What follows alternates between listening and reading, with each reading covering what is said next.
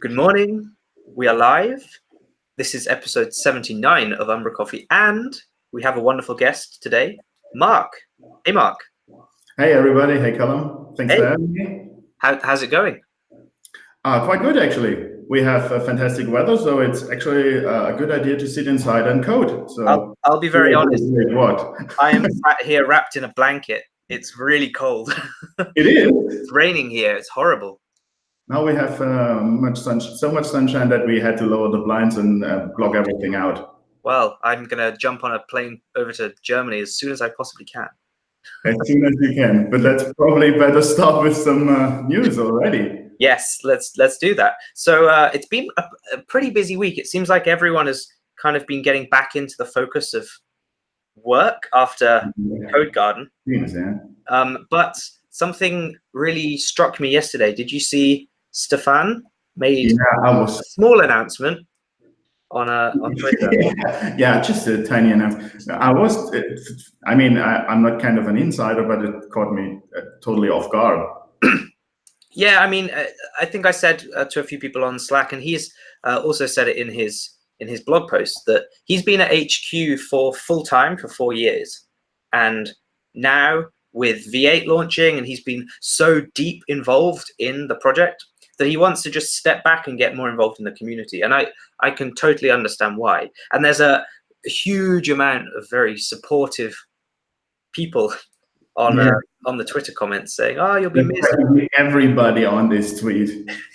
Exactly. It's so many different people, but it's pretty obvious the impact that he's had. He's been there 4 years, and a few years before that part time, and we wouldn't be at the place we are without him. Exactly. Never, ever. So he maybe deserves a little bit of a break as well. He's not stepping away from the community. Yeah, exactly. It's not how I read it. It's more like I want to change my role. Yeah, for sure. And I think I wish him all the best. It's going to be a big change, but he's going to go back to freelancing, and I'm sure releasing more great packages. Yeah. Well, I mean, maybe it even is it's a good thing, because he can kind of refresh himself. Getting new perspective from the clients he's working with, and it's probably a good influence. And you never know, maybe he might even come back again. Exactly. Yeah, exactly. In the role. But if not, as a community member, we will not lose him as a community member. We'll just roles. That's what I read, at least. Yeah, for sure. And in fact, some of the most valuable interactions I've had with Stefan over the past few years have been as a community member, not as me reaching out to HQ for support or for questions. Yeah, totally. Talking about, hey, how could we improve this, or this doesn't really work so well. So I really enjoy getting that side of him kind of more of the time. He's personally involved. It's not about he is working at HQ. And for me, it is my experience with, if we got a minute. Yeah, of course. I'd really like to share that, because it's been many years ago, and I was in the Umbraco community, but not as heavy as I am today. And we had a project, and things went south the moment we changed something on it. We had cache problems. It was horrible. We fought for hours, and we had nothing left to what we could do, in our opinion. It was me and 2 colleagues. And I went onto Twitter and I said, "Hey, shit, am I supposed to say this loud? We're in deep shit. We need help." And Stefan, it just on Twitter, you could probably find it. I never deleted it. And he was like, "Hey, I'm in kind of a meeting or something, but pack up your database and stuff already." Kind of like, And he was, "Give me a few minutes. I get back to you. I'll try to help you guys." Wow. Without any contract, any whatsoever. He just was there and said, I'm going to help you. And ultimately, it was a small thing, and he found it in minutes. It was some kind of setting, I don't recall. But the thing is, he never talked about, hey, who are you? What kind of project? Do you have support? He wasn't even HQ back then, I think, but it's more about the idea and how he does his things. He cares about Umbraco so much. Definitely. It's the reason he was hired by HQ in the first place. He was doing so much stuff in his own time, contributing, trying to make things better, as he said in his blog, fixing, replacing things that were completely broken one at a time. So many broken aspects of Umbraco. Yeah, and he's made the product better as a result today. Yeah. So Stefan will be missed at HQ, I'm sure, but in the community, he's certainly not going anywhere. We still love him. And speaking about kind of maybe resting, taking a bit of a break, Codegarden happened 2 weeks ago now. Damn. Yeah. The end of Codegarden was 2 weeks ago. It feels like much longer, probably because I slept for a long time afterwards. Yeah, I've heard that people do this from time to time, and they kind of Codegarden, they have a Codegarden recover day or two. Yeah, I had a bit of a detox. How was Codegarden for you? Oh, it was amazing. This year was really, really good. I missed last year, to be honest, because of logistics and stuff.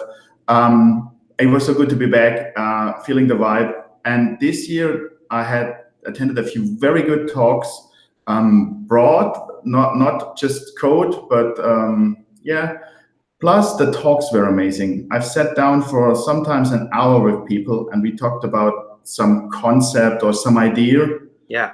And there was really a vibe, a flow in it that was different. I mean, after all, that's why I always come back to the Umbraco community, because it is how it is. Yeah, for sure. For sure. So HQ this week have shared a blog post nice article, about everything that's gone on. They have some statistics, 750 new people. This photos. And yeah, a bunch of really cool stuff. And of course, they've shared the all-important Codegarden photo album, which just looks very, very happy. It kind of captures the whole event really, really perfectly. Yeah, I think so.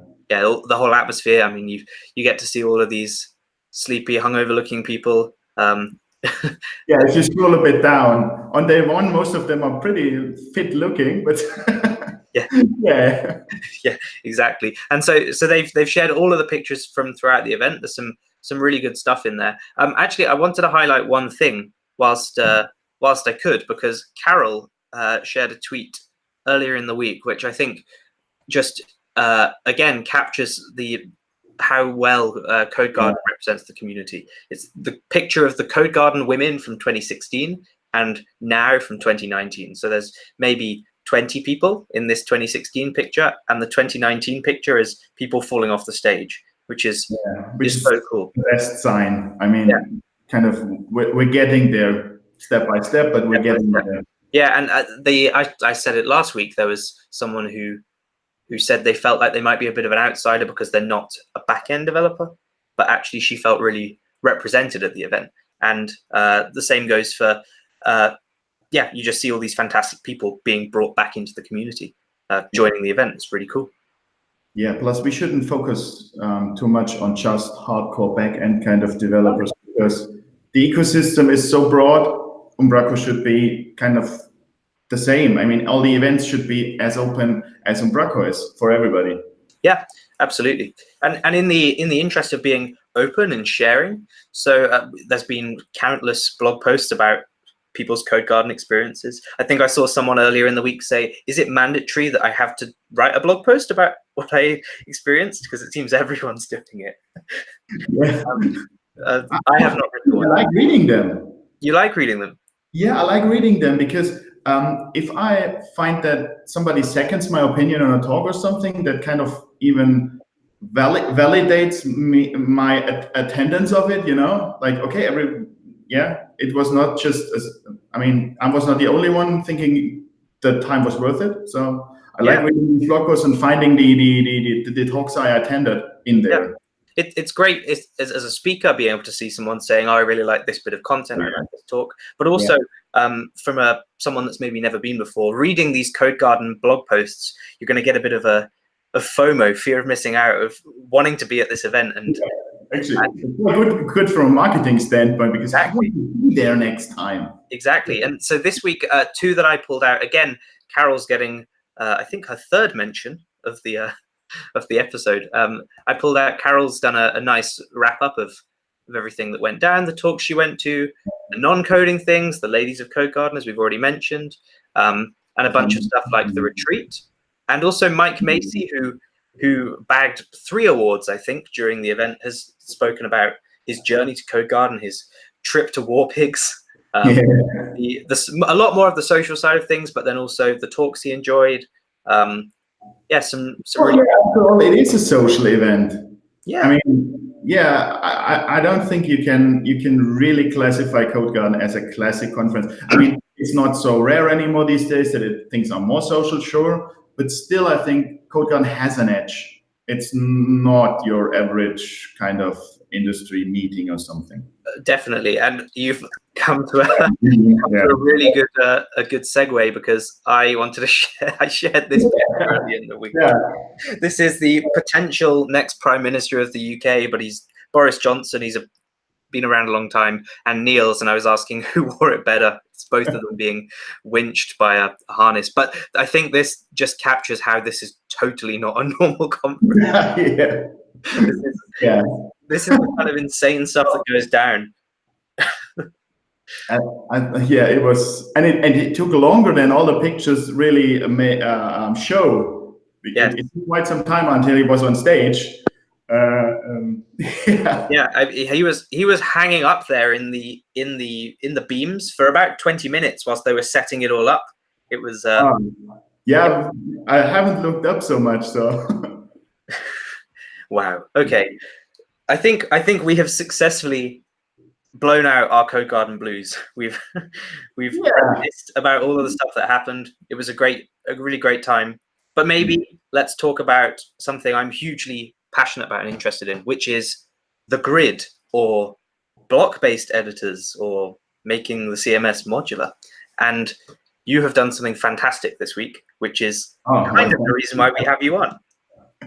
Yeah, well, I think we kind of at the same starting point, because I'm always thinking about how can we improve Umbraco, and in the end, most users, everybody knows they don't care about too much about the technical things. They care about how easy it is to publish stuff in a team or on their own. It depends on the project and client, sure.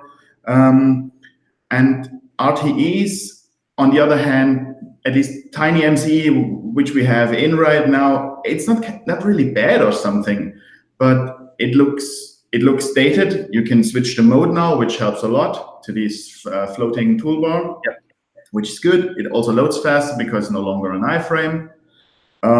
It's also a good thing. But on the other hand, you're still kind of stuck in the old way of, I mean, there's this small box, and you're allowed to write something in there and make it bold, and that's about it. Yeah, it's not really the way that people edit like big blocks of content nowadays. I hear a lot editors editing or writing their content in Word and copying and pasting it into the CMS, which seems crazy, because you're using another content editor to edit your content, to populate your content somewhere. Like, what?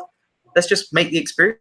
Yeah. Well, to be honest, really, in my experience, they do this very often. I mean, probably they're using Google Docs as well, but Office 365, I mean, it took the market. Everybody's using it. People are sharing it.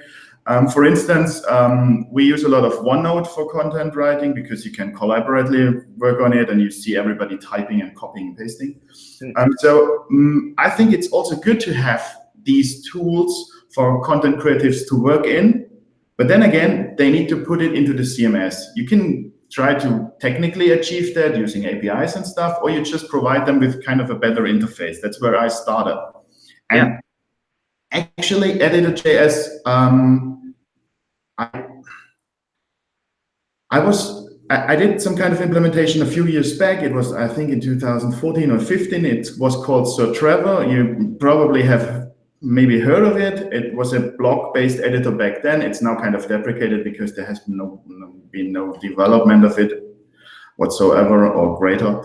But it is the same concept again. Then there was the grid in Umbraco, which changed everything. And I was kind of satisfied again. I was like, no, we don't need that block editors anymore. We can just use the grid.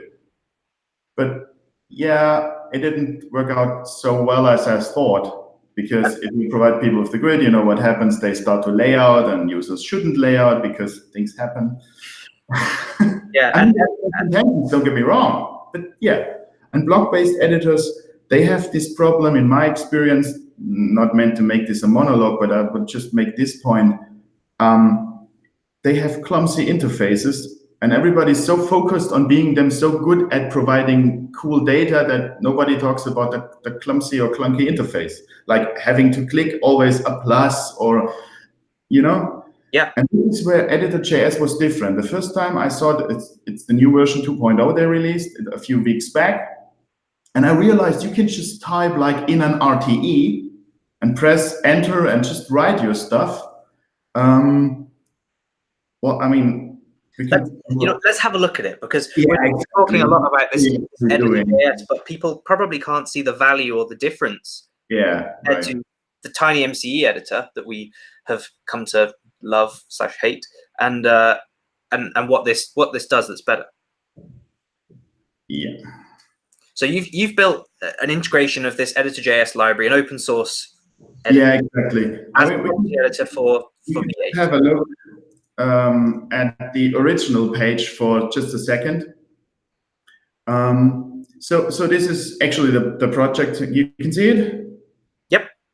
Yeah, okay, right. Because I'm on a single monitor today, which is a bit different to what I'm used to. And okay, so this is what they released, and I looked at it and immediately loved how you can just do this. You just write like in an RTE, but you can also go in here and press tab, and you go enter, and then you have a headline. And I was like, okay, this is a kind of flow, which most content editors miss if you have a block editor that requires you to click buttons to add blocks. And so I tried to integrate it with umbraco. And I think the main criteria is media, because if you can't insert media easily, it's just not helping anybody. Yeah. So it isn't too hard to just stuff it in and make it output some JSON, but then things started to get complicated with the images. But in the end, it works. You can just pick your favorite Codegarden picture and insert it, and you have a caption here. And this is, and you press enter. I should say that, because I just typed hey for the caption and I pressed enter key. I can go like this. And this is what I'm talking about. I'm not kind of trying to pitch Editor.js because I like Editor.js as the best, but I think it is currently the best implementation of editor plus flow. Of blocks editor plus flow. Yeah, it's a really natural experience writing with this. Oh, I'm sorry for the umlauts. When we were at the retreat, I just have them on the keyboard. Sorry, folks. When we were at the retreat, we were talking about this kind of experience that I can just start typing, which something like the grid doesn't give you, and the RTE isn't flexible enough currently in the CMS. Yeah. And we looked at examples such as WordPress's Gutenberg, which didn't quite meet the mark, but the one that really stuck out for us is medium.com, which has an editing experience just like this. It's designed for writing long form content, dropping in an image here, being able to reorder paragraphs, and still things looking good, and you're not screwing stuff up at the other side. Here, that's a good point, actually. Rearranging stuff is very important. Most of the time, if you look at RTEs, actually, so we can probably see it better. This is the V8 default RTE. If you switch to the more to the newer mode, I don't know what's called, I think inline or something, you get this new toolbar. It's no longer an iframe, it's loading much quicker. You could actually use formats. I haven't configured them, so I think it's empty. Yeah, but it's my fault. So you have a pretty good flow of working with stuff until you actually insert an image and you want to reorder things. Now you start to have this. Yep. Gets in. Especially non-techie people. It's awful. It kills everything. It is unmanageable to them. Yeah. How many times have you had to add, has a client said to you, look, I need to add like a CTA or something into my rich text editor. Yeah. The way we do that with TinyMCE is we create a macro. Yeah, exactly. Well, you tell them behind the Coke wheel, there's everything you can do. Yeah. And it goes open. And I mean, in the new version, it looks much better, but still, it's a 100 steps process. Sure.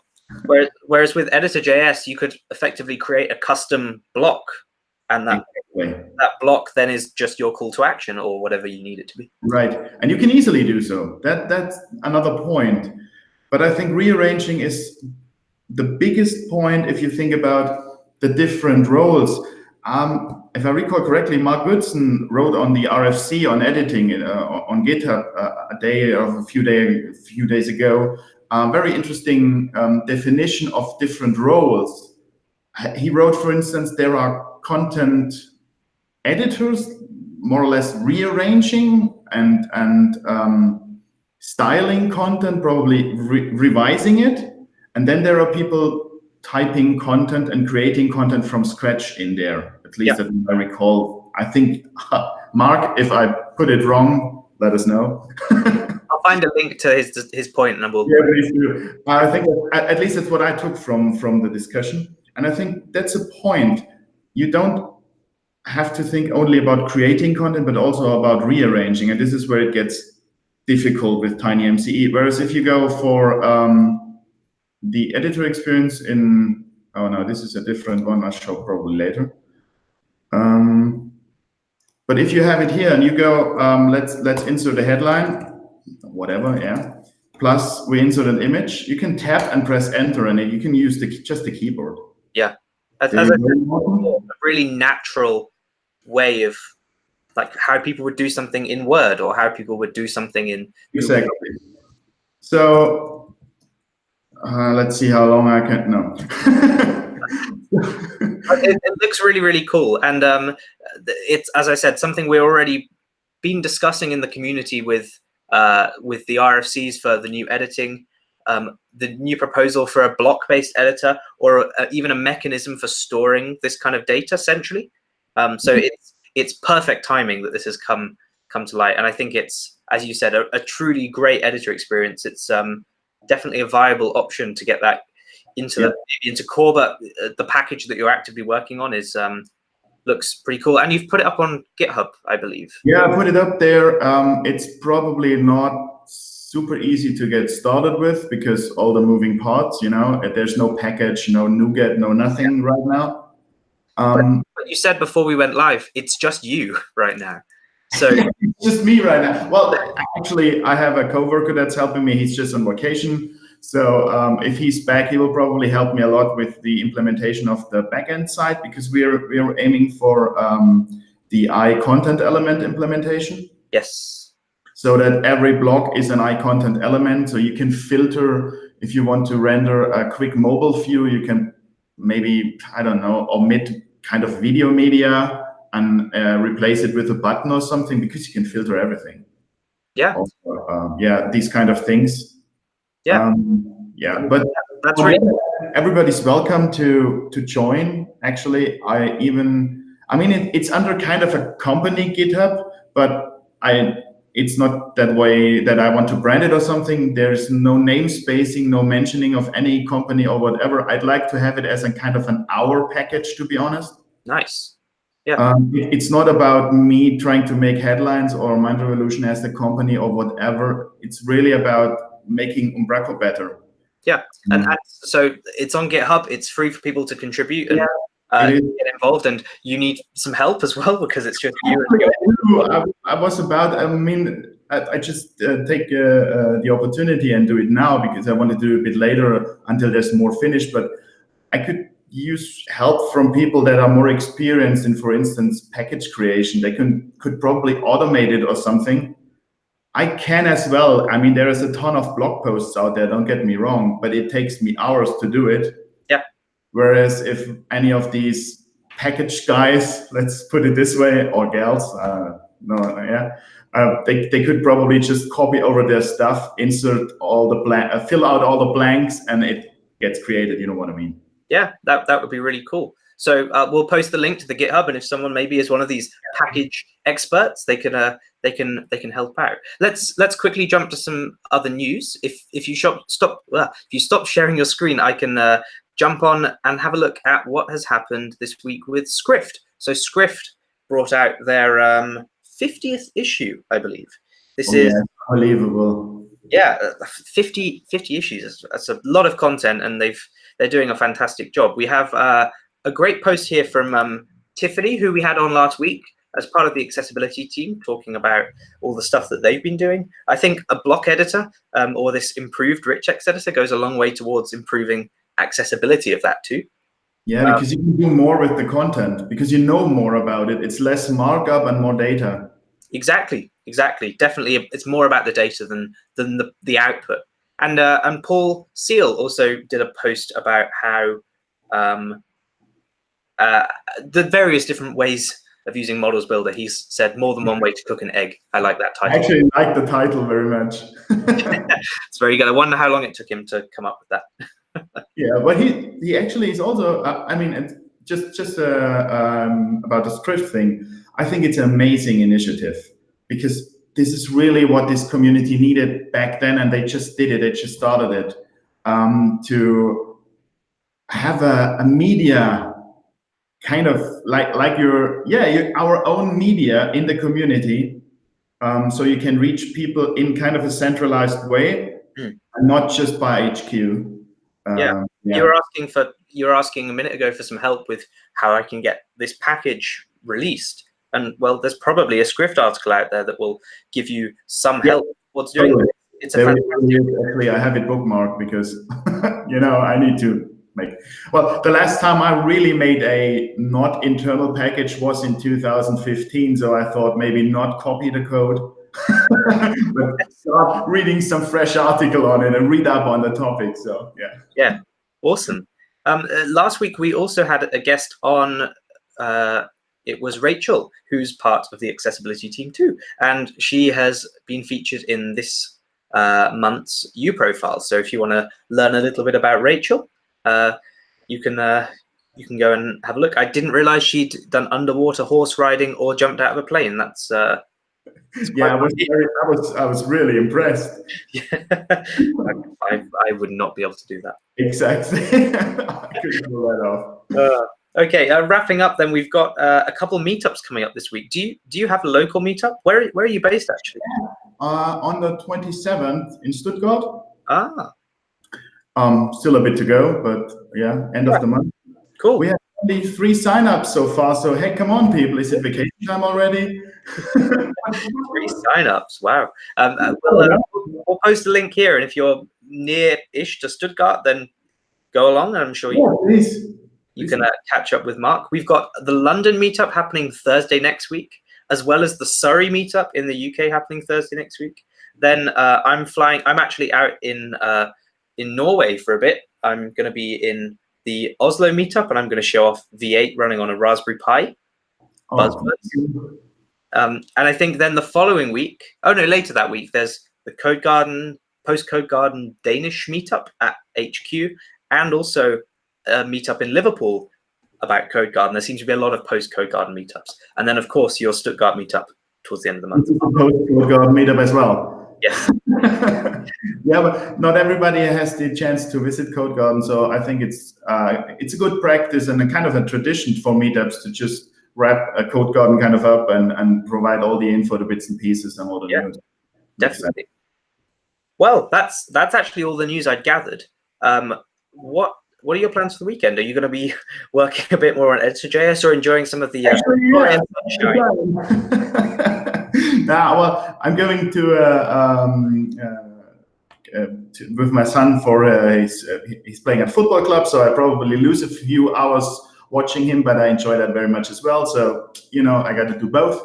But then back to the desk and fixing some Editor.js stuff. Because what I didn't show here on the demo, but what is actually already working, is you can paste images as well. Cool.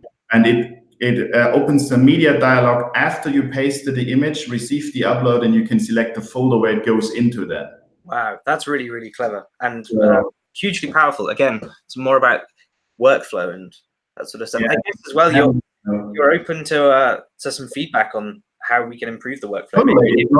Yeah. Editors. Yeah, everybody, please chime in. Let me know. Yeah, so for the weekend, I'm more or less focused on fixing small bugs because there's a lot of red in the JavaScript console, and I need to fix a lot of it. So yeah, that's what we do this time. That sounds awesome. I will let you enjoy that, and I'll maybe contribute once you fix all those bugs. Oh yeah, I see that. Yeah, everybody like this. You fix all the red lines, and I help you out. Yeah, exactly. Well, thanks so much, Marc, for joining us. Oh, thank you. It was very fun. I say us. The Marcin's not here today. He's halfway up a mountain in Ukraine, I think. I've no idea why, but he can't join us. So I'm sure that's what he's doing with his weekend. It's raining here, so I'm going to be inside. Do we know if he's safe at least? I think he's not. I don't think he's been taken against his will, so it's fine. All right. Cool. Thanks very much, Marc. And to everyone watching, have an awesome weekend. See ya. Yeah, everybody have a great weekend. See ya. Bye.